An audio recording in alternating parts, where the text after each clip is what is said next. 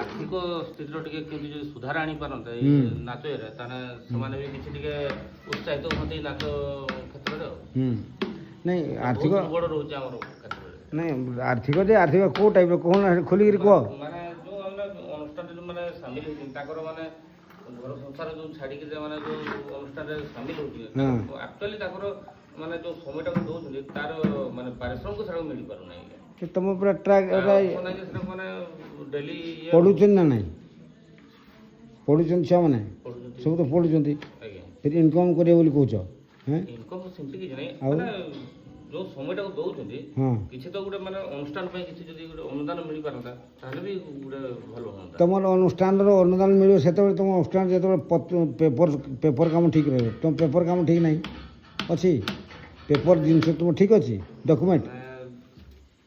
ଶୁଣ ତୁମର ଏଇ ଇଏ ପଦ୍ମ ତୁମର ଭାଉଜ ହେଲା ସିଏ ବହୁତ ଲଗେଇଥିଲୁ ହେଲା ଟିକେ ମିସ୍ ହେଇଗଲା କାହିଁକିନା ଆଉ କିଛି ଡକୁମେଣ୍ଟ ଦେଇପାରିଲୁନି ଆମେ ସେଟା ମରି ଫେଲ୍ ହେଇଗଲା ହେଲା ତାଙ୍କରି ପାଇଁ ଲାଗିଛି କେମିତି ତୁମ ଛୁଆମାନଙ୍କୁ ଆର୍ଥିକ ସହାୟତା ମିଳିବ ବର୍ଷକୁ ବର୍ଷ ହେଲା।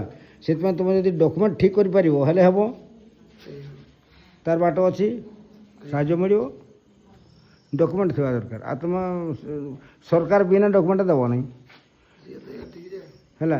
ତୁମ ଇନକମ୍ ଟ୍ୟାକ୍ସ ଭର୍ତ୍ତି କରୁଥିବ ଆହୁରି 2-3ଟା ରେଜିଷ୍ଟ୍ରେସନ୍ ସେଟା କରିଥିବ ହେଲେ ଯେ ହେବ ନା। ତୁମର କମିଟି ଠିକ୍ ଥିବା ଦରକାର ନହେଲେ କାହିଁ ଦେବ ସରକାର ଦେବନି ଏମିତି। ସେଥିରେ ହେଲେ ତୁମକୁ ବହୁତ ପଇସା ମିଳିବ ସେ ଯଦି କରିପାରିବ ଦେଖ। ତେଣୁକରି